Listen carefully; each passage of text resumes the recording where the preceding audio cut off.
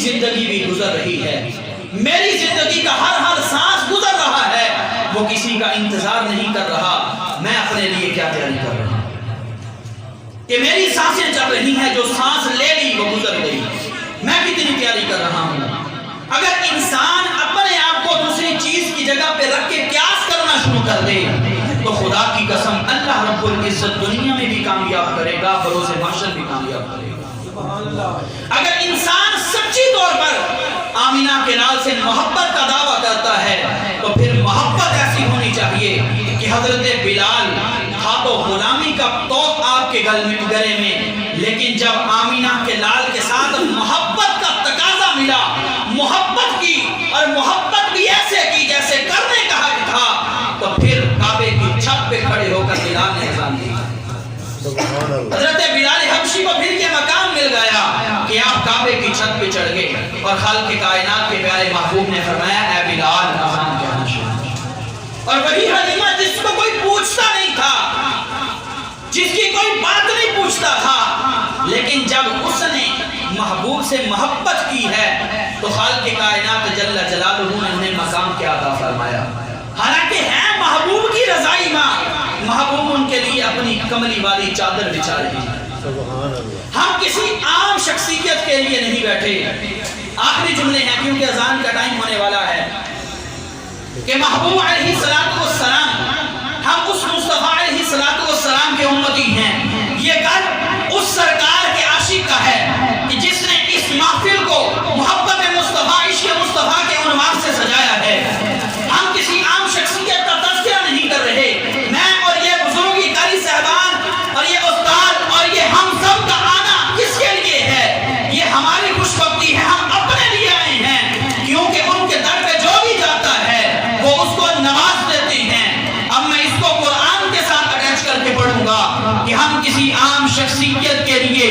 یہاں نہیں آئے بیٹھے، یا یہ محفل کسی عام کے لیے نہیں سجی ہوئی، بلکہ ہم جس کا تذکرہ کر رہے ہیں، جس کی محبت کے دعوے کر رہے ہیں، ہم اس کی محبت کے دعوے کر رہے ہیں جس کے چہرے کی بات آئے قرآن والضحیٰ کی صدائیں لگاتا ہے، جس کی زلفوں کی بات آئے قرآن واللیل اذا سجا کی صدائیں لگاتا ہے۔ ہم اس مصطفیٰ علیہ السلام کی محبت کی باتیں کر رہے ہیں کہ جس کی یتیمی پہ انگلیاں اٹھیں تو خالق کائنات علم یجد کا یتیمن فآوا سے دلاسے دیتا ہے۔ ہم اس مصطفیٰ کی محبت کی محفل سجا کے بیٹھے ہیں کہ جس مصطفیٰ کی رضامندی کی بات آ جائے قرآن والا سوف یعطیک ربک فترضی کی صدائیں لگاتا ہے۔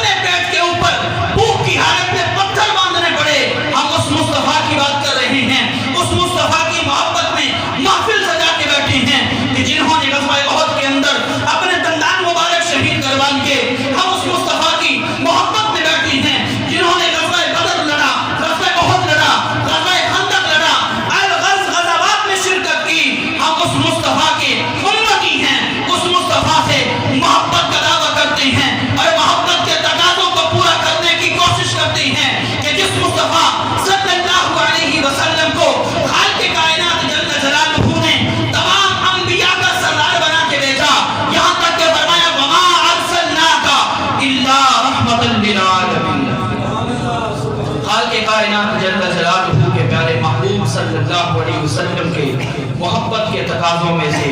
تقاضا یہی ہے کہ ہم محبت کس طرح کریں جس طرح کرنے کا حق ہے. اور یہی نہیں بس سرکار کے نام پہ محفل سجا دی, نعرے لگا دیے تو محبت پوری ہو گئی. اور گھر میں تو بہت کچھ بنا لیکن ہمسایہ بھوکا سو گیا. ساتھ یعنی گھر کا کوڑا کرکٹ نکالا اور ساتھ ہمسائے کی دیوار پر لگا دیا, نہیں, بلکہ محبت مصطفیٰ صلی اللہ علیہ وسلم درس یہ دیتی ہے اگر ہمسایہ برا ہی ہے, تمہارے ساتھ برا سلوک کرتا ہے تو تم اس کے ساتھ اچھا سلوک کرو. ایک نہ ایک دن اس کے دل میں آئے گی کہ میں اس کے ساتھ ایسا کرتا ہوں لیکن پھر بھی یہ جو ہے وہ میرے ساتھ اچھا رویہ کرتا ہے. اور سب سے بڑی بات کہ خود کو عاشق رسول ایسا بناؤ کہ اگر آپ دکان پہ بیٹھے ہیں نا تو گاہک دیکھ کر آپ کو بلانا نہ پڑے بلکہ خود آ جائے کہ یار یہ عاشق رسول ہے, یہاں سے چیز خالص ملے گی, یہ ہمارے ساتھ دھوکہ فرار نہیں کرے گا, یہ ناپ تول میں کمی نہیں کرے گا, وہ خود بخود آپ کی طرف آئے. اور اگر آپ کا گھر ہے تو آپ کے گھر سے ایسی لوگوں کی طرف روشنائیاں نکلیں. اگر رشتوں کے لیے آپ کے گھر میں کوئی آئے تو اس سے یہ ہو کہ یہ عاشق مصطفیٰ کا گھر ہے, یہاں پر ہمیں کسی سے پوچھنے کی ضرورت نہیں. ہمارا عشق اتنا پختہ ہو جائے, ہماری محبت سرکار کے ساتھ اتنی پختہ ہو جائے کہ ہم جس شعبے میں بھی ہوں لوگ ہماری طرف دیکھ کے بس یہی کہیں کہ یہ محمد کا غلام ہے, یہ عاشق مصطفیٰ ہے, یہ صحیح معنوں میں محبوب علیہ السلام سے عشق کرنے والا ہے, محبت کرنے والا ہے. اور ہمارے ایمان کچھ ایسے ہو گئے ہم لوگوں کے حق دبا کے اپنے آپ کو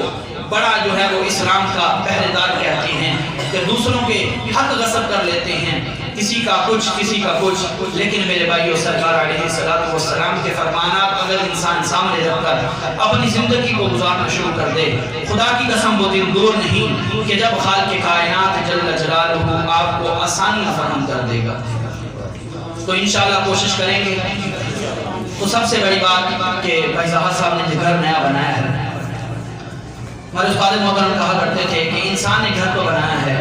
جب انسان گھر بناتا ہے تو روشن دان رکھتا ہے کمرے میں, جیسے یہ روشن دان ہے, رکھے تو ویسے جاتے ہیں یہ ہوا کے لیے کہ کمرے کی جو ہے وہ ہوا وغیرہ جو تاثیر ہوتی رہے. لیکن ہمارے استاد محترم مفتی محمد وسیم سیالوی صاحب جو ایک جملہ کہا کرتے ہیں, وہ کہتے ہیں کہ جب انسان گھر بنائے تو نیت یہ کر لے کہ میں یہ روشن دان اس لیے رکھ رہا ہوں تاکہ مجھے اس سے اذان کی آواز آتی رہے. ہوا تو آنی ہی آنی ہے, جب اذان کی جو ہے وہ نیت کر لے گا کہ آواز آئے گی ثواب ملتا رہے گا, جب تک گھر رہے گا وہ ثواب ملتا رہے گا, نسلوں تک ثواب چلتا رہے گا. تو جب انسان گھر بنائے تو یہ نیت کر لے, کیونکہ نیت کرنے سے ثواب مل جاتا ہے. کہ حضرت موسیٰ علیہ السلام نے عرض کی یا الہ العالمین مجھے وہ امت دے دینا جو نیت کرے گی تو ان کو ثواب مل جائے گا. خالق نے فرمایا نہیں موسیٰ, وہ امت تو میں نے اپنے احمد کے لیے بنائی ہے, اپنے محمد مصطفیٰ کے لیے خاص کی ہے. اس مصطفیٰ علیہ السلام کی امت کی اتنی فضیلتیں ہیں کہ اگر انسان ہلکے سے ہلکا ماڑے سے ماڑا بندہ بھی ہے نا جو کہتا ہے میں ملازم نہیں رکھ سکتا, تو اللہ تعالیٰ نے ہر بندے کو یہ دو ملازم دیے, یہ دو ملازم دیے ہیں. جانور ہیں, چرند ہیں, پرند ہیں, جب وہ کھانا کھانے لگتے ہیں کوئی اپنے پاؤں میں رون کے کھاتا ہے, کوئی اپنی چونچ سے رون کے کھاتا ہے. لیکن انسان کو اللہ تعالیٰ نے یہ دو نوکر عطا کیے ہیں, وہ چاہے غریب ہو چاہے امیر ہو, یہ دو نوکر اس کی خدمت میں دیے ہیں کہ جب انسان کا دل چاہتا ہے وہ بڑے ہی سلیقے کے ساتھ روٹی کا نوالا توڑ کر اپنے منہ میں ڈالتا ہے. تو خالق کائنات جل جلالہ کی اس امت کا چاہے کوئی غریب ہے چاہے امیر ہے, لیکن مال سے امیر ہونا کوئی بڑی بات نہیں. انسان جب دل سے امیر ہونا تو بات اب بنتی ہے. دل سے امیر کون ہوگا؟ جو صحیح معنوں میں عاشق مصطفیٰ ہوگا, محبت مصطفیٰ کے تقاضوں کا درد رکھنے والا ہوگا کہ مجھ سے کسی کو تکلیف نہ پہنچے. سرکار علیہ السلام کے وسیلہ سے ہم بارگاہ مصطفیٰ میں